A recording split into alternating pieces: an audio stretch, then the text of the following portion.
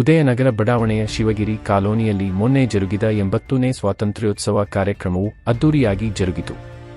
ಕಾಲೋನಿಯ ಅಧ್ಯಕ್ಷರಾದ ಶಿವಾನಂದಯ್ಯ ಹಿರೇಮಠ ಇವರಿಂದ ಧ್ವಜಾರೋಹಣ ಮಾಡಲಾಯಿತು. ಈ ಧ್ವಜಾರೋಹಣ ಕಾರ್ಯಕ್ರಮದಲ್ಲಿ ಬೆಂಗೇರಿಯ ಹಿರಿಯ ಪ್ರಾಥಮಿಕ ಶಾಲಾ ಶಿಕ್ಷಕಿಯರು, ವಿದ್ಯಾರ್ಥಿನಿಯರು ಉಪಸ್ಥಿತರಿದ್ದರು.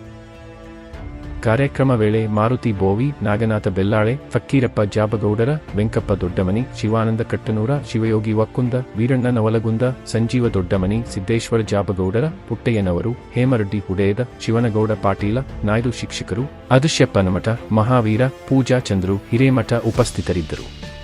ವಸಂತ ಅಗಸಿಮನಿ ಇವರಿಂದ ಕಾರ್ಯಕ್ರಮ ನಿರೂಪಣೆ ಮಾಡಲಾಯಿತು.